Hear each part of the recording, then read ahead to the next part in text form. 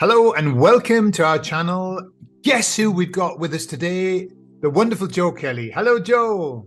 Hi, Gordon. It's How you lovely to be going? back with you. It's been Thank ages you. since we talked, Joe, and I thought it would be lovely if we could catch up and find out what you're doing, what's happening, your opinion on things. Yeah. So, how's Yeah. everything with you? Yeah, good. Busy. Life's good. Um, yeah, just cruising along, I guess. Super, super. Yeah. Is Australia sorting itself out a little bit from Oh, this? it's interesting. It feels like everybody's just forgotten about the last 3 years and just getting on with it. And it's almost like it never happened. That's the sense I get from the people Sure. around me. Yeah. I mean, there's obviously people that are a bit more awake to the situation, Uh-huh. um, and feeling very frustrated. It's like, that sense of wanting something big to happen so that, you know, I guess we're kind of all wanting that "I told you so" moment in a way, but Sure. not in a nasty way, but just to, bring people along with us. So, Absolutely, yeah. I did yeah, see somebody said this is the longest and most excruciating "I told you so" moment in life. yeah, It's that's so like true. if we could compress everything together, we go ah, but no, it's all dragged out. So, Oh, it sure is. Yeah.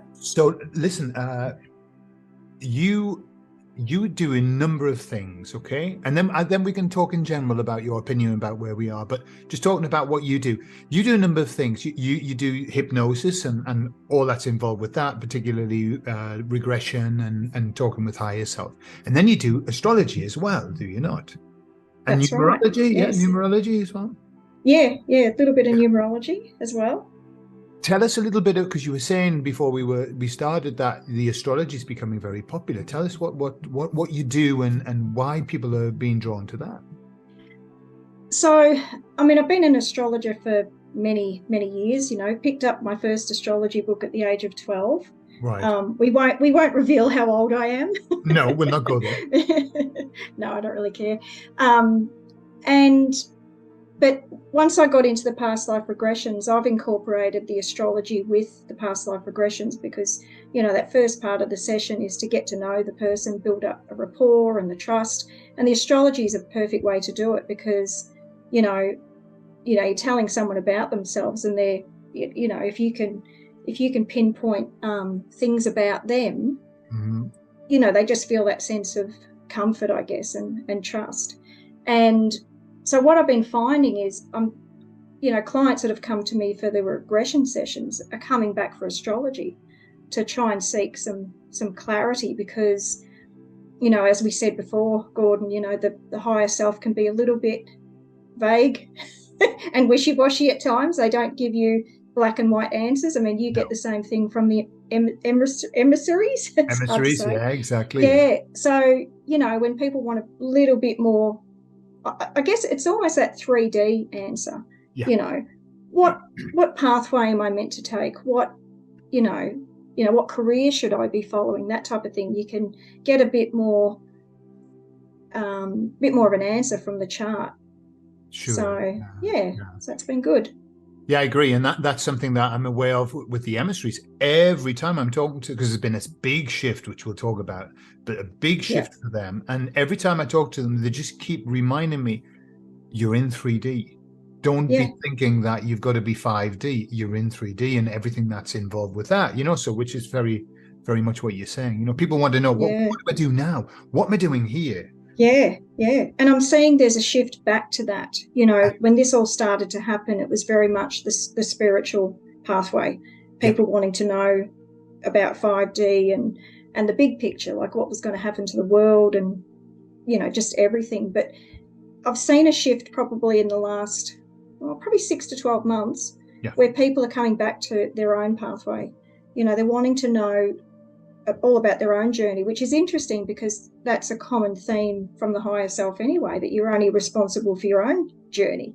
We absolutely. haven't, we're not responsible for everybody else. Everyone makes their own choices. So it's interesting that it's coming back to that. And it does tie in with the astrology and the numerology as well, that we're seeing that shift. Okay. So if somebody wanted to contact you, how would they do it? If I put your contact details in the video, yeah? Yeah, that'd be great. I've got a website, zenhealing8.com. Okay. The email address is fairly similar. I'm on Facebook as well, Zen Healing. So Okay. I can give you all those details. If you send me the details, I'll put them in the video for people, yeah? No worries. All right, now let's get to the nitty-gritty. The nitty-gritty. Okay, because I am not an astrologer, but I'm fascinated by the whole subject. And there's a lovely guy here in Spain who's very, very good. Clearly, you can tell, and he's talking about 2023, how important it is, about this shift that we might necessarily see as a big bang, but it's a very important shift that's happening. So you were talking about this. What's happening this year in the planets? So we've got 3 of the outer planets are going to change signs this year. So I guess I'll start with the big one. Okay. So Pluto is going to move into Aquarius in March. It's about the 24th of March. It's a day ahead in the southern hemisphere. Okay. So some people will think, but no, it's the 23rd. It's because of we're 10 hours ahead. Yeah. So Pluto intensifies whatever sign it moves into.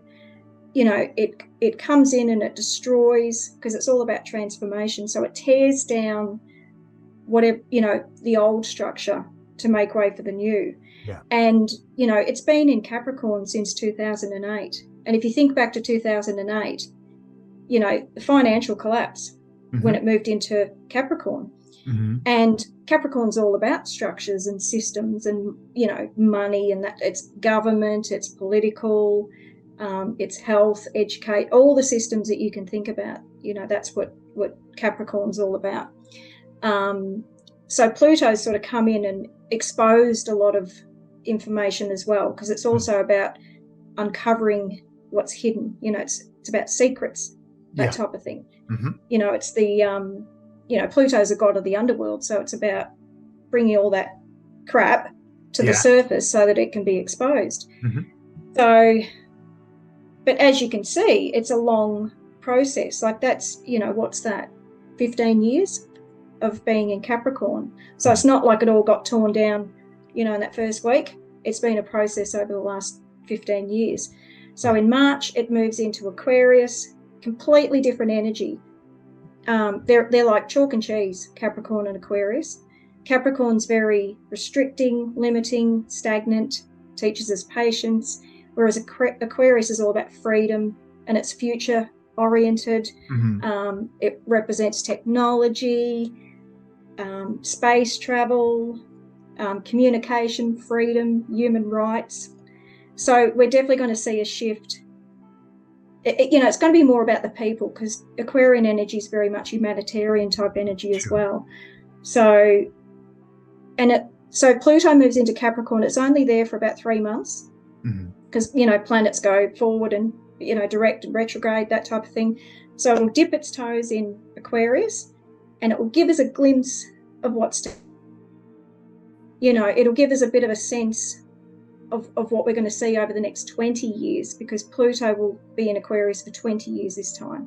Cool. So, so definitely major changes to come, And Aquarian energy is very much like the awakening type energy as well. So I think that's where we'll see disclosure, but it's not going to happen in that first week. No, of course. It'll be a gradual thing. And this is the thing with astrology, all this energy overlaps. So it's a gradual shift. Yeah. But we'll look back in time and go, wow, look at that. What a change. Yeah. Yeah. Super. So that's the biggie. Yeah. That's the biggie. Yeah, I know you're a Capricorn, aren't you? I am. Yeah. And I had Pluto conjunct my natal sun right on my birthday. So, and I had to remind myself, doesn't mean that something's going to happen right on that day, but sometimes it can. Sometimes you can get a bit of a revelation or something, but Cool. Brilliant. And you're going to say about your wife? My wife's an Aquarian, and she's the ultimate rebel. So I like the Aquarian rebellious. I'm not going to do what you tell me to do. I'm going to do what I want. Yeah. That's good. That's what we need. That's what we That's need. right. That's what we need. Yeah. Yeah. Okay. So what else do you see? What else is coming up? So let me have a look at my dates. So Saturn is also going to move into Pisces, and that's in March as well. That's early March. Okay. So if you look at, Saturn's about structures, it's about foundations, it's rigid and limited. And then Pisces is, Pisces energy, it dissolves whatever it touches, it's water. So it's about disillusionment and confusion, and you feel like you're walking around in a fog. But it could just mean that we start to question these systems and these structures, and lose our faith in that type of thing as well. So it'll be interesting to see how it goes, because Pisces energy is very spiritual energy as well. So it could give a bit of it could be about integrity, integrity for spiritual practices, if that makes sense. Sure. Yeah. So maybe people being, maybe will, what do you call it, about throwing out the weeds or whatever. It could be about finding out who's authentic as well. That's kind of how I see it as well, which I think is interesting. Yes. Super. And what else have we got? Oh, and the nodes. I mean, there's a lot more happening, but I thought if we just talk about the sort of main things. So the nodes, which is the nodal axis, it changes every 18 months. So it's been in Scorpio Taurus, which is, I guess that's about finances, that type of thing. And then, Scorpio, again, it's about revealing what's hidden. So it's interesting that we're sort of finding out, the ones that look, are finding out what's really been going on in the financial world. So it's going to shift into Aries, Libra. And when is that? I never remember the dates. That's in July this year. Okay. So, the nodal axis is like the destiny of humanity. It's a destiny point. It's where we're meant to be heading, which is the North Node. Yeah. And that's right, so it's a need to find balance between sort of I and we, or the self and others. It's about finding your individuality and being true to who you really are. And, we might find that a lot of people go off in their own path, like on a different pathway with this type of energy. So cool. Yeah. Cool. So listen, if you're going to take a step back from all of that and look at 2023 based on what you know, what would be the 3 key words that you would give to that year of what it might mean generally? Change. Yeah. Change. Aquarian energy is very revolutionary energy as well. If you look back to when Pluto was last in Aquarius, it was the French Revolution. Yeah, I heard that. In 1789 or something like that. And that was to do with taxes or something along those lines. It was, equality for the people. So it's definitely, revolutionary energy. And it makes me wonder, like, even though we can't pinpoint when the age of Aquarius begins, I've always had a sense of perhaps that's going to be that shift into that energy. Yeah. That's just my own opinion. That's not anything that I've heard. But because Pluto's so powerful, it's such an intense energy that, it brings that into our consciousness. When planets shift signs and everything, it brings it into the collective consciousness. Yeah. So I suppose you could say, so change, revolution, and I'm going to say awakening, because I'm seeing that a lot in people's charts. It's like, you've got a bit more awakening to come. And even for people that are very switched on to what's going on, there's still a shift coming for them. Yeah. And I do have clients that come to me that aren't, into the same things that we are. But I can see there's a shift coming for them as well. It's all just playing out I think it's playing out for everybody. Yeah. Okay, super, because that kind of ties in. What I do is when I have my messages, and then what I find is as I'm giving that message, I'm hearing loads of people giving the same message. It's just obviously there's a source of information that's coming to us all, and we're all kind of tuning into it. But I hear 2023 revelation, the revelation, Yeah, which that's is a good word. Really the words that you're using. It's this, the revealing. Yeah. So exciting times, sure. Joe. Exciting times. Oh yeah, we can't wait, can we? Bloody sure. Yeah. Well, I mean, it's been the longest bloody 3 years in the world, hasn't it? Yeah.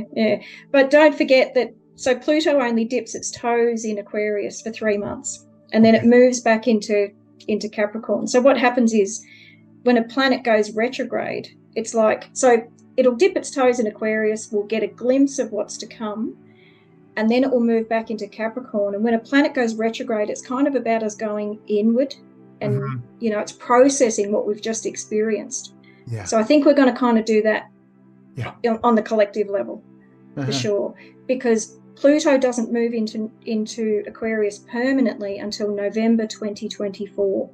Okay. So we've got a bit of back and forth to go over the next 2 years, almost 18 months, before we really start to, I guess, solidify that change. Yeah. Okay. Yeah. Cool. Yeah. Well, a little bit of retrospection and introspection is very, very important. Yeah. Joe, what's your feel? Look, I mean, you've lived in Australia through this madness that we've had, and so you've been on the front line, really. It's one of the key places that the focus was on, wasn't it? Yeah. How are you feeling now? How are you feeling about where we are and about where we're going to? What do you feel personally? I guess there's definitely been, I've definitely seen a shift with people around me. There's more people questioning things, and sadly starting to see people pass away. Yeah. Just recently. And I think it's been a bit of a, we had my son had a friend that passed away. We're kind of guessing what happened. I think he's only 30 years of age, very fit and healthy. And I think that's been a bit of a shock when it's someone that's a bit closer to you. You're like, oh, it's real. This is real.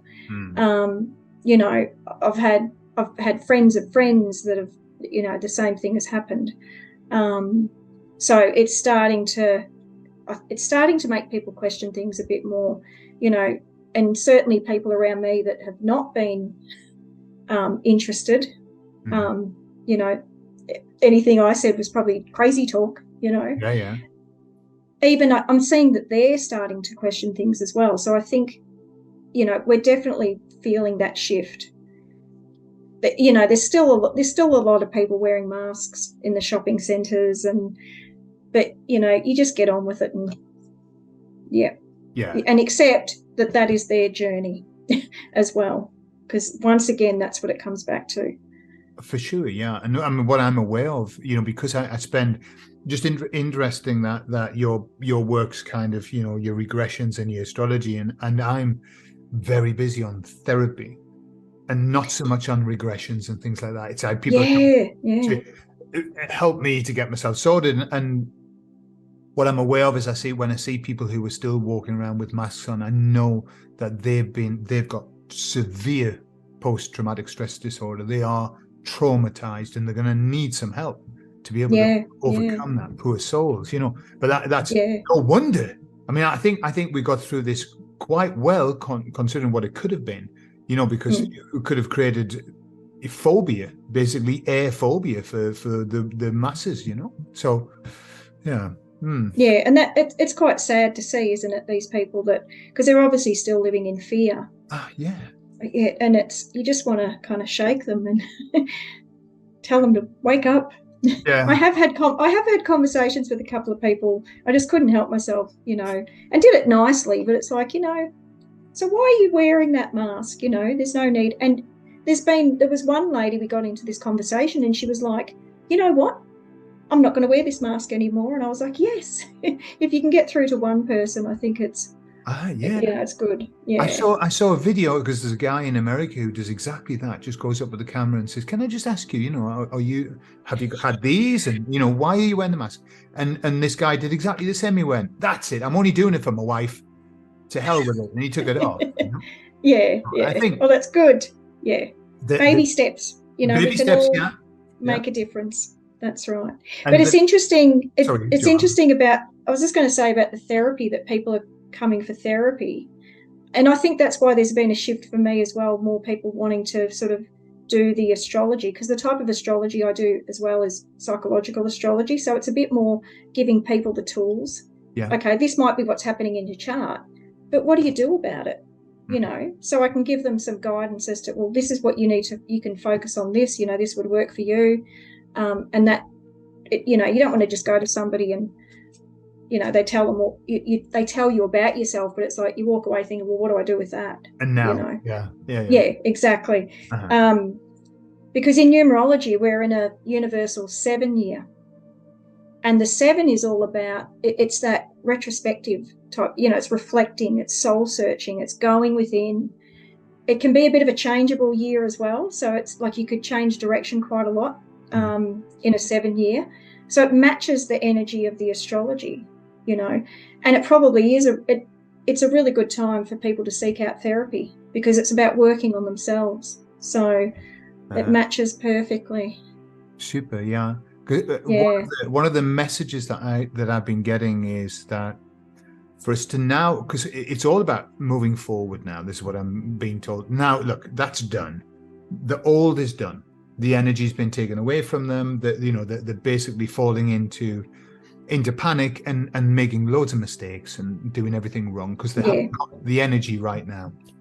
And the message is kind of like, for us to move forward, we must be whole, we must be complete, and we must start incorporating our dark side and accepting it and forgiving it and loving it and having it as one rather than deny, because we've had 3 years where everybody wanted just to be 5D, didn't they?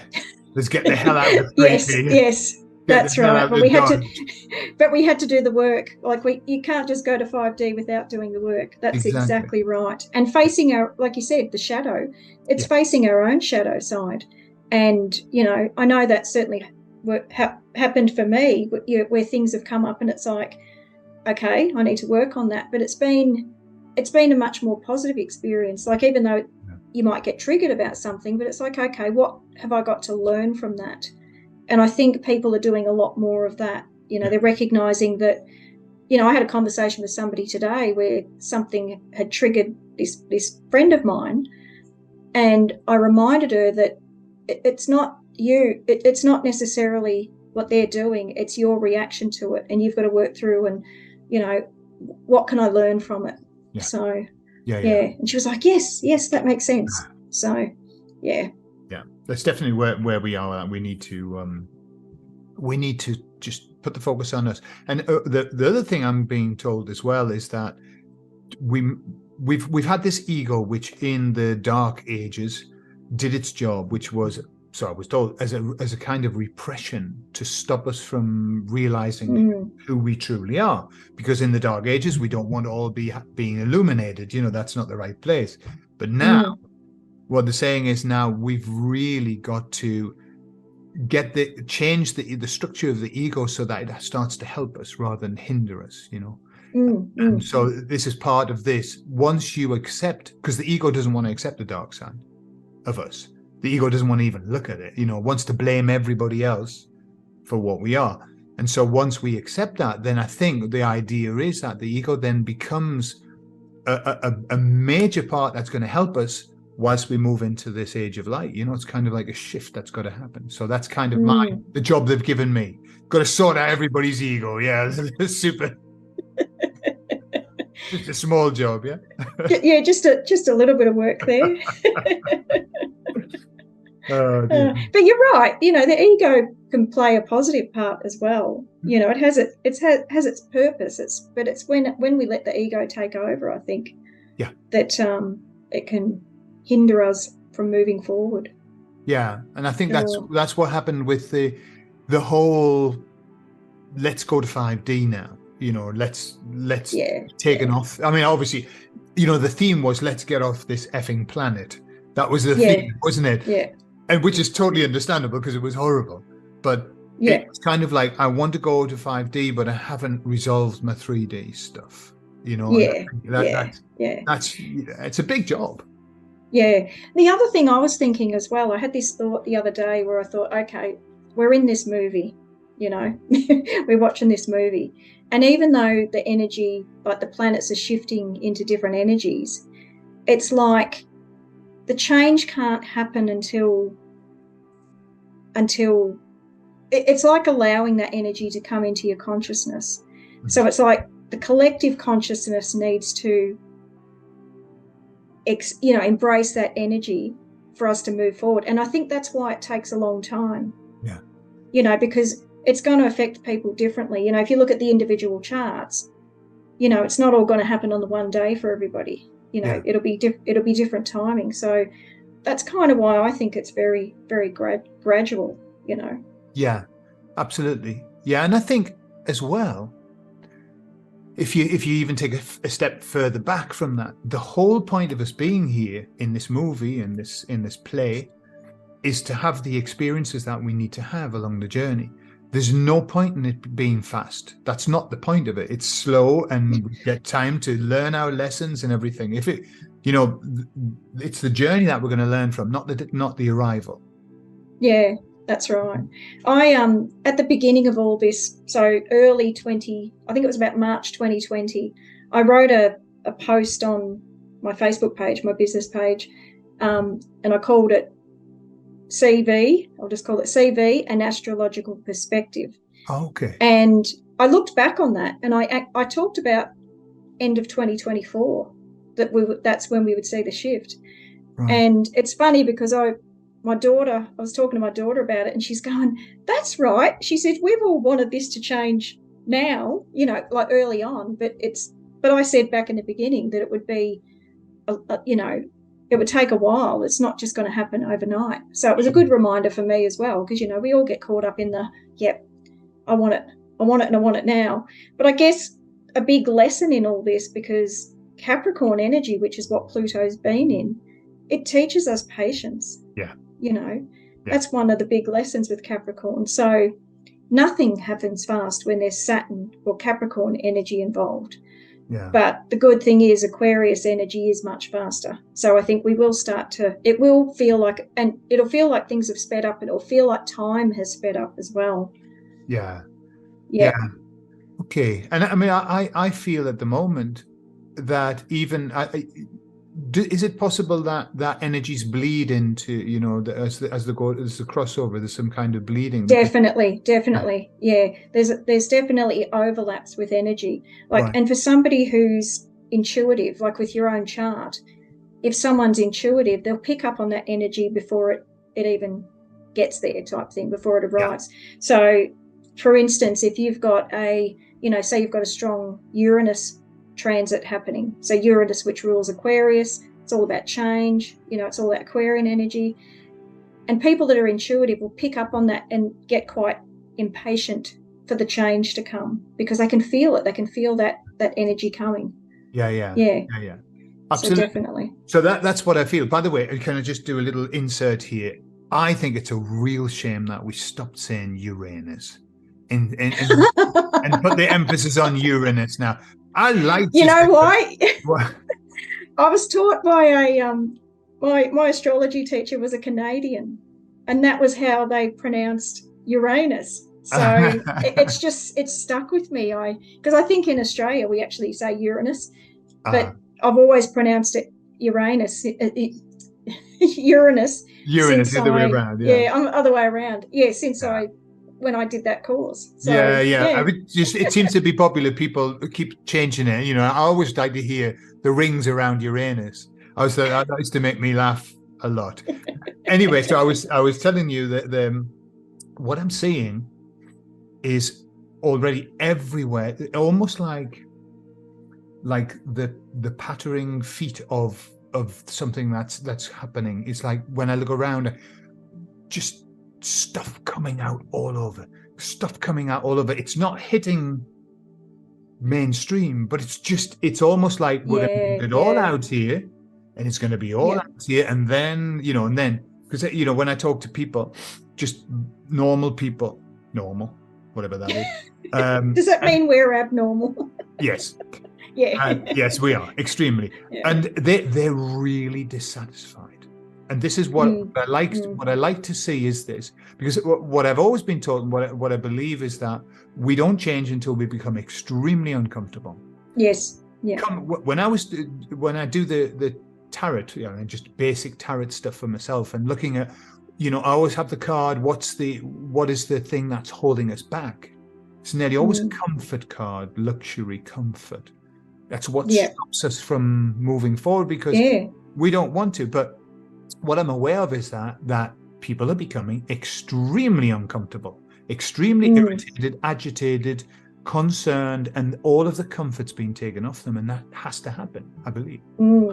Did you see? I saw a post the other day, and it was a clip from The Day the Earth Stood Still.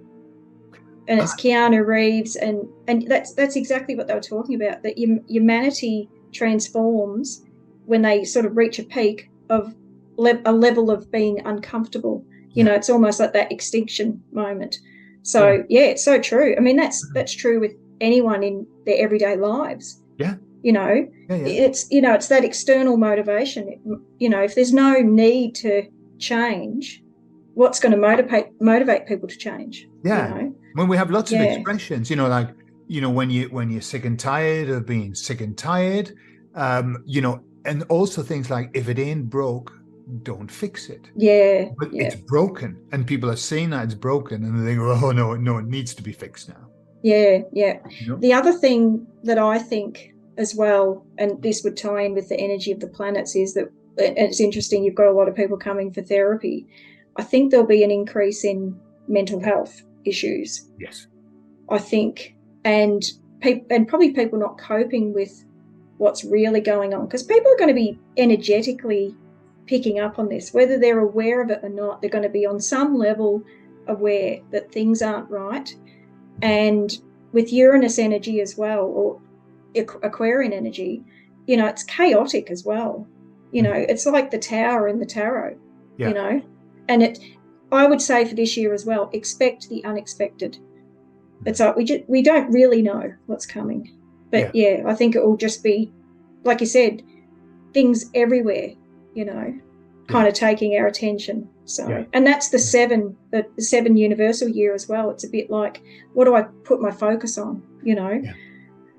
That's the sense that I get, is there's going to be too much, because there's going to be too much for people to take in. I mean, talking about health, mental health, what I have a feeling, that the younger generation are going to need a lot of help, because I think the older, we learn coping mechanisms. We learn, we've heard for 30 years that the world was going to end.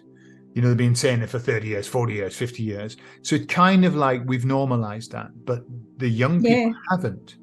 And they're being told, you have no future. There's nothing, the earth's going to burn up in a ball of fire. So I heard some stats the other day that 30 in the UK, 30% of young people are self-harming. 30%. That wouldn't surprise me. Yeah. And obviously that's just self-hate. Self-harm is self-hate. I'm not happy, Yeah. And I think, like this whole social media push, for the younger generation, like, they've lost the ability to communicate, to have a conversation. I'm not saying all of them, but it's just become such the norm that they're disconnected. They're disconnected from humanity and having that contact. So, and I think if things are revealed as to exactly what's been going on, imagine how angry people are going to be. We can see that, and the younger ones are probably the ones that are a bit more likely to rebel, smash everything up. So so that could be interesting. But and it's that loss process. I kind of everything I see is a process where we go through a loss process, which is, I can't believe that this has happened. Yes, it really has happened. Now I'm really pissed off, or I'm very sad and pissed off, and I go between the two. So the whole of humanity is going to step into that, which is, what, really? Everything has been a lie? And then they're going to go into that anger, depression place. They're going to need to be there for the time that they need to be there. You can't rush that. But the next step is acceptance. Accepting, okay, and then forgiving. And I believe that's what we're going to have to be doing, is helping people through that process of accepting it, rather than just being angry and sad and, being whatever. So I think it's a big job. I mean, hence the fact that my focus is, let's see if I can help lots of people to get skills to be able to do this yeah, for sure. Yes, it's going to be fun times, I think. And busy. Yeah. Yes. Yeah, for sure. But the emissary said to me, your work hasn't started yet. That's what they said to me. I was like, what? You've got to be doing. What have I been doing then? What have I been doing? If that's not work. So I don't know what even that means, but it was. Because you've had that message for a while, haven't you? So it's like, what are you going to be doing? I don't know, but I think what they were referring to was the number of people that we have to help. It's like, we're getting warmed up at the moment. We're just warming up before the race.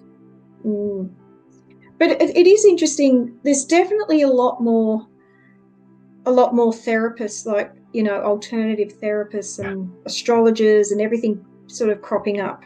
Like, if I look back, 30 years ago, I didn't know anyone that was interested in astrology. I probably, I was about the only person in my circle that had any interest. And I've always, if you have a conversation with me, it always sort of goes back to that. So, sure. But the amount of people now that are tuned into that, it's just astronomical.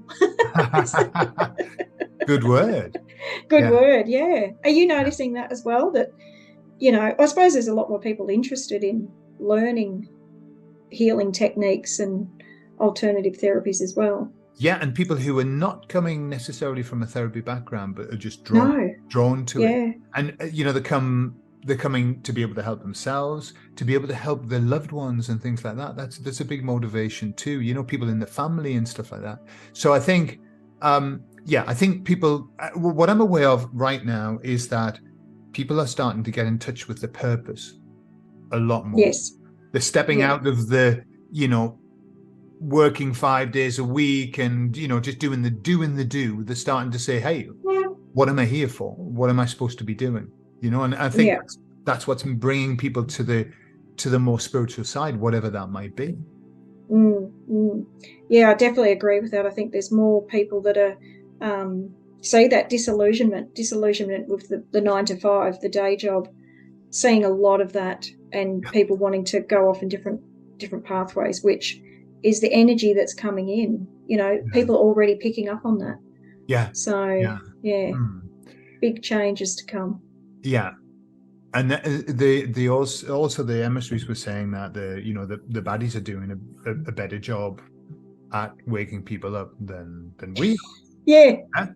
And it's true. And I think one of the biggest mistakes, it's not a mistake because everything was planned anyway, but one of the biggest things they did to shift the population was to lock them in the homes and get them to work from home. Yeah. Not go backwards and forwards to the job. And what happened was people were starting to think, I like this. I've got loads of time. I'm at home. I don't need to be wasting my life in a car. And lots of people now are working to work from home. They want to do something, but they don't have to be. And I think that's nice, because when you're at home, you're in a different energy, and people are starting to be able to have time to think. Yeah, because you're not caught up in, or picking up other people's energy, and you think it's your own, because we don't even, I suppose we probably a lot of people didn't even realize that was happening until they stepped away. Yeah. And, I suppose you can be more authentic if you're not being impacted by other people's thoughts, and and emotions. Absolutely. Absolutely. Yeah. Stepping off the speeding train. And talking Yeah. stepping Yeah. off the speeding train, John, we better bring this to an end so it's not too long. But Joe, Yep. thank you very, very much for sharing all of your wonderful knowledge with us about this year and the next year as well. So if anybody wants to get in touch with Joe, all the information's in the video. If you want your chart done and some advice on what to do with it, Joe's your man. That's probably politically incorrect to say that. Oh, it doesn't matter on this channel, though, does it? You're always politically incorrect. Absolutely. Absolutely. Good. Okay. All right, Joe. Well, thank you for having me. It's been You're great welcome. to catch up. You're welcome. No And we'll worries. see you maybe in a few months. We can catch up and see how we're going now. No worries. Sounds good. All right. Super. See you later. Bye, everyone.